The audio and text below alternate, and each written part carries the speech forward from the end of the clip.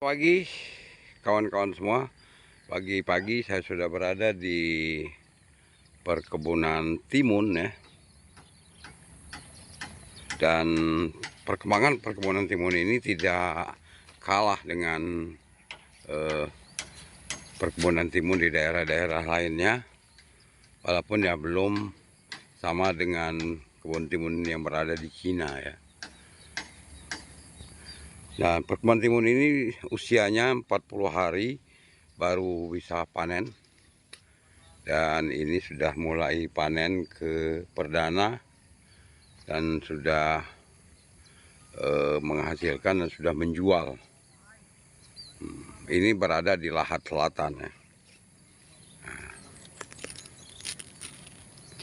Jadi untuk kemakmuran masyarakat petani, tentu petani harus lebih diarahkan kepada penanaman komoditi pertanian ya, dari penghasilan harian yang bisa dipetik setiap hari dan bulanan, artinya dia usia bulanan bisa dipetik, dan juga bisa dipetik tahunan, jangka panjang. Jadi petani itu supaya dia makmur harus diarahkan pada untuk petani jangka pendek, petani jangka menengah, dan jangka panjang.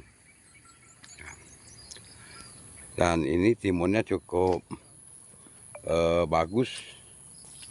Kalau kita lihat buahnya yang sudah ini panjang-panjang itu buah. Ya, buah ini baru mulai panen. Ya.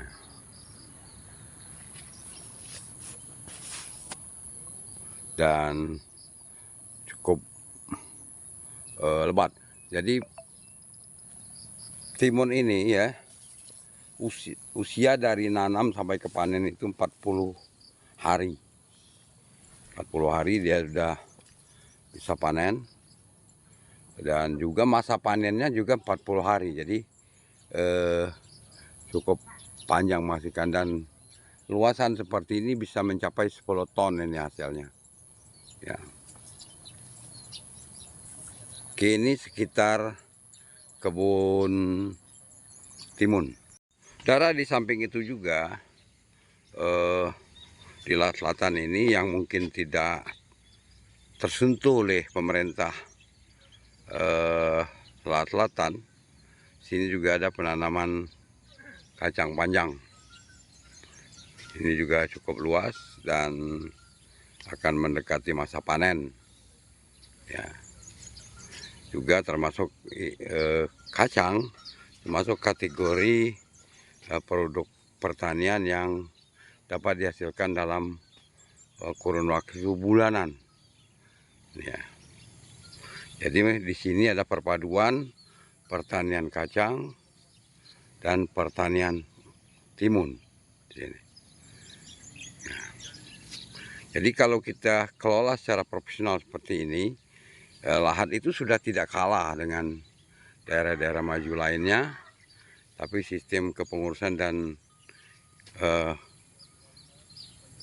sumber daya manusianya yang masih memerlukan pembinaan secara khusus. Ya. Inilah saudara laporan kami pada pagi hari ini sekitar dunia pertanian. Ya. Kacang,